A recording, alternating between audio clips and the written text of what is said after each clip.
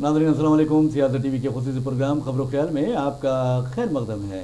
मैं मोहम्मद रियाज अहमद और मेरे साथी सैयद सज्जादुल हसनैन। अस्सलाम वालेकुम नाज़रीन। हमेशा की तरह आपके सामने अहम खबरें लिए हाजिर हुए हैं। नाज़रीन, जैसा कि आप जानते हैं कि हम जो खबरें आपके सामने पेश करते हैं वो कल के अखबारात की सुर्खियाँ बनती हैं।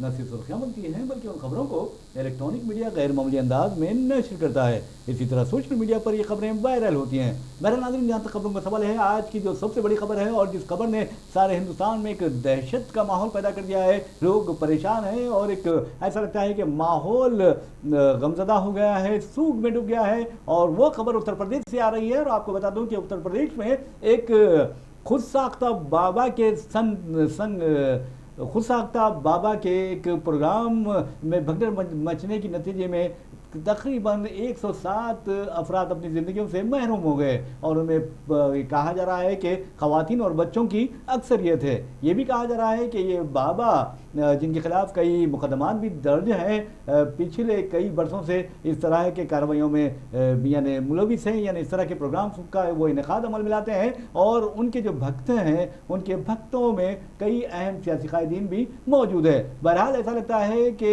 चीफ मिनिस्टर योगी आदित्यनाथ का सितारा गर्दिश में है और जैसे ही इंतखाबात में यानी लोकसभा इंतखाबात में जिस तरह बीजेपी को उत्तर प्रदेश के मुख्तलिफ हल्कों में शर्मनाक शिकस्त का सामना करना पड़ा, खास तौर पर आप देखेंगे कि अयोध्या में यानी फैजाबाद में बीजेपी को शिकस्त का सामना करना पड़ा। खुद वाराणसी में वज़ीर-ए-आज़म नरेंद्र मोदी भी कोई खास मुजाहरा नहीं कर सके। तो ऐसे में ये कहा जा रहा है कि योगी आदित्यनाथ को हटाने के तमाम मंसूबों को खतियत दे दी गई है और हो सकता है कि आने वाले दिन उनके लिए मजीद परेशानी लाएंगे। एक तरफ सियासी शर्मनाक शिकस्त तो दूसरी तरफ आप देखेंगे कि इस तरह के हादसात। और शर्म की बात यह है कि 107 से ज़ायद अफराद जिसमें ख़वातीन और बच्चों की अक्सरियत है वो फौत हो जाते हैं, अपनी ज़िंदगियों से महरूम हो जाते हैं। और योगी आदित्यनाथ जो हिंदुत्व की बात करते हैं, ये जो लोग अपनी ज़िंदगी से महरूम होते हैं उनके लिए सिर्फ 2 लाख रुपए एक्स ग्रेशिया का ऐलान करते हैं, यानी मुआवजे का ऐलान करते हैं। जबकि मैं ये समझता हूँ कि अगर इंसानियत के नाते देखा जाए तो इन लोगों को फीकस 1 करोड़ रुपए एक्स ग्रेशिया दिया जाना चाहिए, क्योंकि एक मजहबी तकरीब में हादसा पेश आया। और आपको ये भी बता दूं कि वहाँ पर यानी हज़ारों की तादाद में लोग जमा थे, ख़वातीन, बच्चे, मर्द, बूढ़े, जवान, तमाम के तमाम। और ये भी कहा जा रहा है कि शदीद गर्मी की वजह से और वहाँ पर जो रुतूबत थी, ह्यूमिडिटी बहुत ज़्यादा थी और खैमों में ये जो डेरे डाले गए थे वहाँ पर दम घुटने से कई लोग अपनी ज़िंदगियों से महरूम हो गए, यानी उनकी जानें ज़ाय हो गई हैं। तो बहरहाल नाज़रीन, आपको बता दूं कि जहाँ तक हादसे का सवाल है, यह हादसा हाथरस में पेश आया और हाथरस का नाम आते ही आप यकीन मानिए कि सारा हिंदुस्तान ही नहीं बल्कि सारी दुनिया में कहा जाएगा कि हाथरस में जो गैंग रेप हुआ था एक दलित लड़की का, जिस तरह उसके साथ दरिंदों ने मुंह काला किया था और फिर उसका कत्ल कर दिया था, उसके जिस्म के हर हड्डी उन लोगों ने तोड़ दी थी। और आपको ये भी बता दूं कि वहाँ के डिस्ट्रिक्ट मजिस्ट्रेट की हिदायत पर उस वक्त के और पुलिस ने रातों रात उस दलित लड़की को नजर आतिश कर दिया, यानी उसकी डेड बॉडी को नजर आतिश कर दिया, आखिरी रस्मात अंजाम दी। हालांकि दलितों में रात के औकात में आखिरी रस्मात अंजाम नहीं दी जाती। और आपको बता दूं कि जिसकी रिपोर्टिंग के लिए सिद्दीक कपन जाते हैं केरला से, तो उनको गिरफ्तार कर लिया जाता है और बरसों बाद उनकी रिहाई जमानत पर अमल में आती है। तो कहने का मतलब ये है कि जुल्म व जबर के लिए हाथरस जाना जाता है, दलित लड़की की गैंगरेप के लिए हाथरस जाना जाता है, तबाही व बर्बादी के लिए हाथरस जाना जाता है। और आज वहाँ देखेंगे कि आप साकर हरी बाबा, ये आपको बता दें भोले बाबा भी इन्हें कहा जाता है और इसके बारे में कहा जाता है कि ये शख्स दावा करता है कि उसने इंटेलिजेंस ब्यूरो में खिदमत अंजाम दी, फिर कभी कोई रिपोर्ट्स में बताया गया कि उसने पुलिस में खिदमत अंजाम दी और फिर 16 या 17 बरस तक खिदमत अंजाम देने के बाद उसका दावा है कि उसने नौकरी को खैरबाद कह दिया और मजहबी यानी दर्स देने लगा। और आप अंदाज़ा कर सकते हैं कि सत्संग में ये कहा जाता है कि सज्जा साहब ये मजहबी तकरीब होती है और रात में ये की जाती है ये सत्संग, और उसमें लोग बहुत ज़्यादा शरीक हुए थे। लेकिन आप देखेंगे कि जितने लोग अपनी ज़िंदगियों से महरूम हुए, कोई दौलतमंद नहीं था, कोई करोड़पति अरबपति लखपति नहीं था, गरीब लोग थे। और गरीब लोगों का इस्तेहसाल जिस अंदाज में ये खुद साख्ता मजहबी कायदीन करते हैं, मैं समझता हूँ किसी और का नहीं कर सकते। ये ऐसा नरम निवाला होते हैं जिसकी मिसाल नहीं मिलती। तो बहरहाल सज्जा साहब, शर्म की बात यह है कि योगी आदित्यनाथ ने सिर्फ 2 लाख रुपए हर महलूकिन के लिए वर्षा के लिए ऐलान किया है और ज़ख्मियों के लिए 50,000। तो आप नहीं समझते कि आने वाले घंटों में जो हलाकतों की तादाद है वो मज़ीद बढ़ जाएगी, और योगी आदित्यनाथ को अखलाकी तौर पर क्या इस्तीफ़ा देना नहीं चाहिए, ये भी एक अहम सवाल है। यकीनन देखिए, एक मजहबी तकरीब होती है, बद इंतज़ामी की वजह से वहाँ पे एक तो दम घुटने के वाक़यात होते हैं, और दम घुटने के वाक़यात में जब लोगों की तबीयत ख़राब होना शुरू होती है तो उन्हें जो है अस्पताल ले जाने के चक्कर में भगदड़ मच जाती है। और भगदड़ इतनी हौलनाक होती है, इतनी ख़तरनाक होती है, इतनी दहशतनाक होती है कि लोग जो है एक दूसरे के ऊपर चढ़ दौड़ते हैं, जिसके नतीजे में बच्चे और ख़वातीन की बड़ी तादाद जो है इस भगदड़ में जो है मौत से दो चार हुई है। दम घुटने के वाक़यात और भगदड़ में कुचले जाने से, लोगों के जो है पैरों तले आके कुचले जाने से लोगों की मौत हुई है और सैकड़ों लोग ज़ख्मी हैं। देखिए 107 का तो अभी फिगर जो है दिया जा रहा है। ये हाथरस के नवाही इलाके में जो है ये जो है मतलब एक इनका जो आश्रम था, और फिर इस आश्रम के पास जो है ये शतरंज का प्रोग्राम किया गया था। ये एक मजहबी प्रोग्राम है शतरंज, जो पूरी रात चलता है। तो इसके लिए दूर दूर से लोग जो है आए थे अक़ीदतमंद, और फिर जो हशर हुआ है उनका, यकीनन ये बहुत अफसोसनाक बात है कि लोग आए थे अपनी मुरादें लेके, लेकिन उनकी लाशें लेके जो है उनके रिश्तेदार उनकी लाशें लेके जा रहे हैं। कितनी दर्दनाक अलमनाक बात है कि यहाँ जो है एक अक़ीदत के साथ लोग जमा हुए थे। 107 लोगों की मौत की तस्दीक हुई है। लोगों का कहना है कि लाशें जो है ट्रकों में, ऑटो में, साइकिलों पे जिसको जैसा मौका मिला उसको जो है अपने यहाँ लाशों को भर के ईटा के जो है अस्पताल में लाया गया था। वहाँ अस्पताल में जो है इनकी मौत की तस्दीक की गई अस्पताल वालों ने, और भी दर्जनों लोग वहाँ पे ज़ख्मी हालत में पड़े हुए हैं। और अस्पताल के ज़िम्मेदारों का ये कहना है कि तादाद बढ़ सकती है अमवात की। जब इब्तिदाई खबर आई थी शाम में 4 बजे के आसपास, तो उस वक्त कहा गया था कि 27 लोगों की मौत हुई है और सैकड़ों लोग यहाँ पे लाए गए हैं ज़ख्मियों को, और जो बेहोश हो गए थे उन लोगों को दम घटने से, और जो है अफरा तफरी में जो है ये भगदड़ में जो कुचले गए थे, जिनकी जो है हड्डियाँ टूटी थी, जिनके बच्चे कुचले गए थे, तो उनको लाया गया था। तो अस्पताल वालों का कहना है कि अमवात में तादाद बच्चों और औरतों की ज़्यादा है। यकीनन ये एक बहुत बड़ा सानिया है, इसकी जो है जितनी जो है अफसोस किया जाए कम है। और इस साने में जो लोग मरे हैं उनके साथ इजहार ताज़ियत भी किया जाना चाहिए, उनके फैमिली के गमों में बराबर के शरीक होना चाहिए। लेकिन हुकूमत के रवैये बड़े अफसोसनाक होते हैं। एक जानिब वज़ीर-ए-आज़म नरेंद्र मोदी की तकरीर चल रही थी लोकसभा में, और दूसरी जानिब ये इतना दर्दनाक वाक़या हुआ, और जो है इस वाक़े पे वज़ीर-ए-आज़म की तरफ से भी जहाँ तक मेरा ख्याल है कोई बाद में क्या होगा, तकरीर के दौरान क्या नहीं किया ये तो मैंने जानता, उन्होंने किया है तकरीर के दौरान अफसोस का इजहार किया, क्योंकि बहुत बड़ा जो है सानिया है, बहुत बड़ा हादसा है, 100 से ज़्यादा लोगों की बहुत मामूली बात। और मैं तो समझता हूँ कि वज़ीर-ए-आज़म नरेंद्र मोदी को जो लोकसभा में तकरीर की है, जो जवाब दिया है, उस पर मैं समझता हूँ कि रोक देना चाहिए था उन्हें, क्योंकि ये बहुत बड़ा सानिया है, बहुत बड़ा। यकीनन ये जो है यूपी का सबसे बड़ा सानिया हम इसको बोल सकते हैं। 107 लोगों का मरना, सैकड़ों दर्जनों लोगों का जो है ज़ख्मी होना, ये कोई मामूली वाक़या नहीं। सज्जा साहब, एक सवाल पैदा होता है, योगी आदित्यनाथ के बारे में कहा जाता है कि वो बुलडोजर चीफ मिनिस्टर हैं, और जब भी कोई यानी गैर कानूनी काम होता है तो बुलडोजर चला देते हैं, खासतौर पर जो मुसलमानों के घरों पर और मुसलमानों की जायदादों पर, मुसलमानों के इमलाक पर जिस अंदाज में वो बुलडोजर चलाने की हिदायत देते हैं, ऐसा लगता है कि क्या अब चूँकि यहाँ आप देखेंगे सत्संग का इनेकाद अमल में लाया, बाबा भोले जो जिनका नाम है, उनके आश्रम में, तो क्या आप समझते हैं कि अब आश्रम का काम हो गया है, आश्रम पर बुलडोजर चला देंगे वो? देखिए, ये क्या हिम्मत करेंगे वो, जुर्रत करेंगे वो? बिल्कुल यकीनन ये सवाल पैदा होता है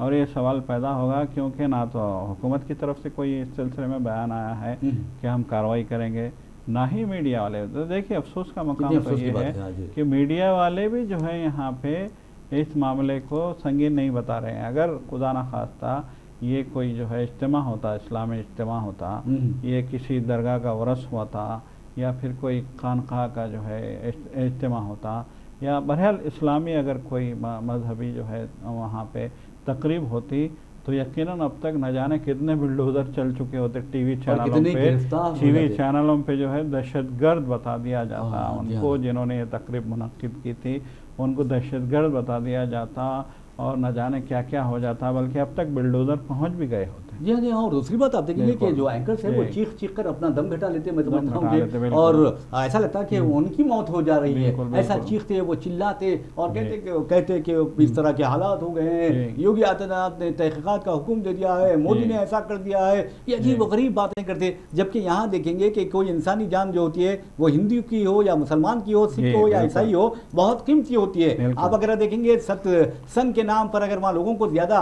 गुंजाइश से ज्यादा लोगों को जमा किया जाता है और वहां इंतजाम नहीं किया जाता है, एसी का फैंस वगैरह का इंतजाम नहीं किया जाता है, तो जो खाती है उसके खिलाफ कार्रवाई की जानी चाहिए। और आश्रम पर मैं समझता हूं कि बुलडोजर चला देना चाहिए, जिस तरह योगी आदित्यनाथ छोटे छोटे से वाक़े को लेकर बुलडोजर चलाते हैं। यकीन मानिए आप उनकी हुकूमत पर भी बुलडोजर चलने वाला है, इस तरह के आसार दिखाई देते हैं, क्योंकि वज़ीर आज़म नरेंद्र मोदी के बारे में कहा जाता है, अमित शाह के बारे में कहा जाता है कि उन लोगों ने पहले ही जहन बना लिया है उत्तर प्रदेश में इंतखाबात के जो नतायज आए हैं, नाखिस नतायज, शर्मनाक नतायज, और खास तौर पर फैजाबाद में जिस तरह बीजेपी को शर्मनाक शिकस्त का सामना करना पड़ा, वाराणसी में मोदी हारते हारते रह गए, उसकी वजह से अब योगी आदित्यनाथ का टिकट कटने वाला है और उनकी जगह किसी और को चीफ मिनिस्टर बनाया जाने वाला है। अब अंदाजा लगाइए, पहले से ही उनकी हालत खराब है, उनके चेहरे से महसूस होगा कि वो क्या महसूस कर रहे हैं, और आप उनकी परेशानियों में मजीद इजाफा हो गया है। हो सकता है कि आने वाले दिनों में उन पर जरूर बुलडोजर चलेगा, मोदी के कहर का, मोदी के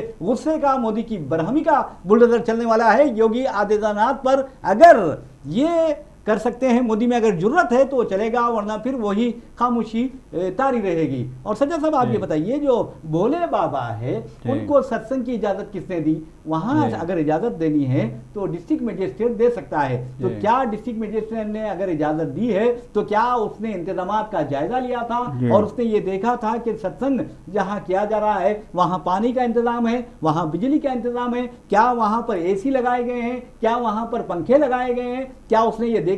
ये सबसे अहम सवाल है। जी बिल्कुल, यकीनन अब बहुत सारे सवाल उठ रहे हैं कि देखिए जून का महीना यूपी में शदीद गर्मी का महीना, जी गर्मी अपने पीक पे होती है यूपी में जून के महीने में, और ह्यूमिडिटी बहुत बढ़ जाती है, लोगों के पसीने बहने लगते हैं और शदीद तरीन गर्मी के बायस जो है लोग बेहोश होने लगते हैं।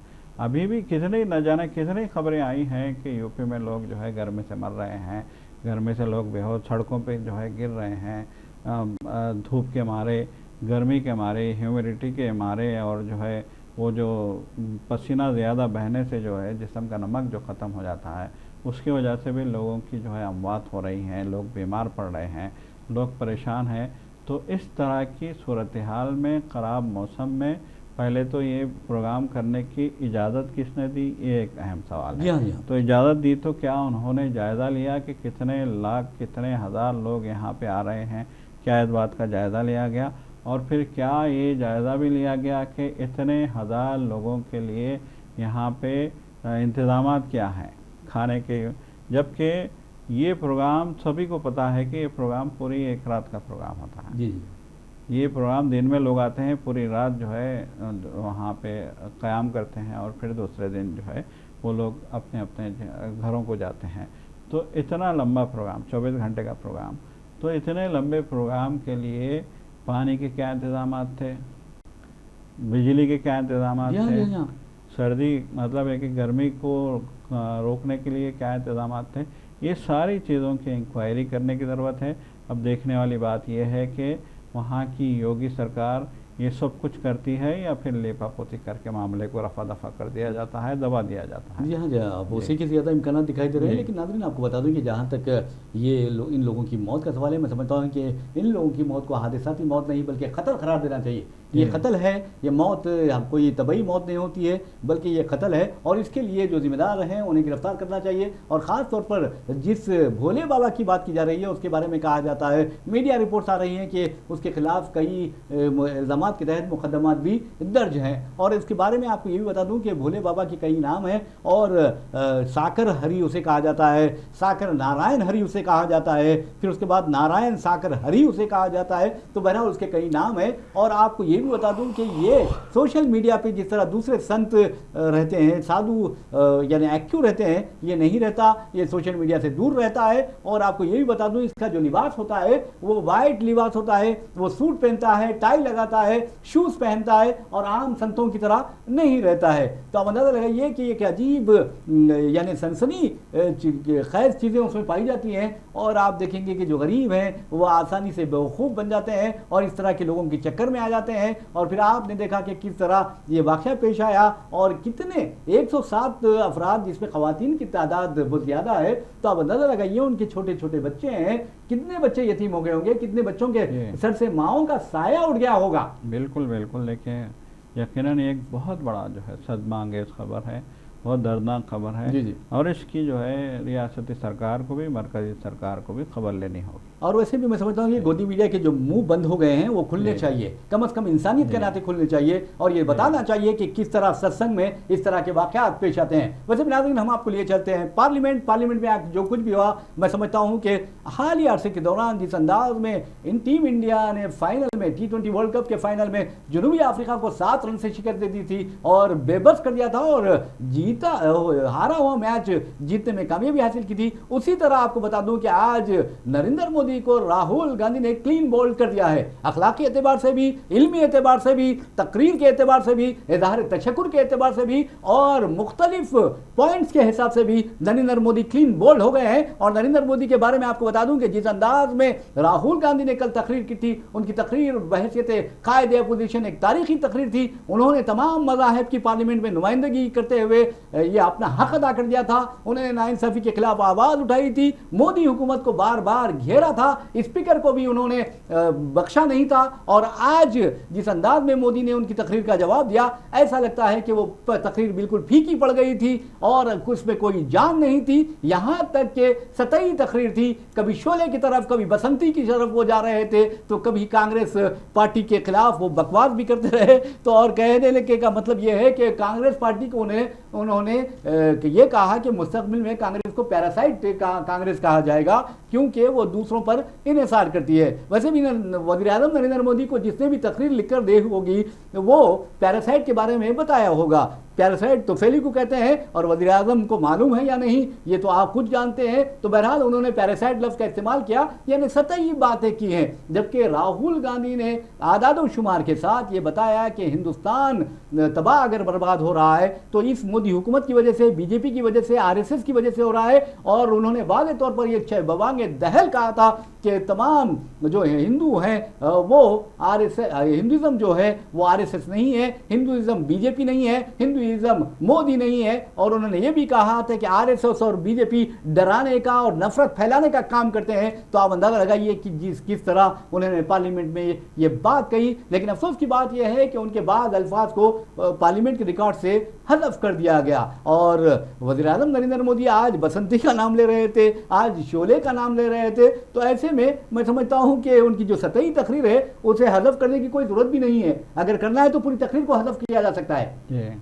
यकीनन देखिए, यकीनन आज जो है बहुत ही अफसोस हुआ, वज़ीर-ए-आज़म का जो है जो रिप्लाई आया है पार्लियामेंट में तहरीक तशक्कुर सदारत खुतबे पे जो तहरीक तशक्कुर होती है उसमें जो है अपोजिशन जमातों की तरफ से जो है अपोजिशन के तमाम अरकान को मौका दिया जाता है कि जो है तहरीक तशक्कुर पेश करें सदारत खुतबे पे। तो अपोजिशन ने जो है अपनी अपनी बात रखी। राहुल गांधी ने तो कल तहलका मचा दिया था, आपने भी सुना होगा।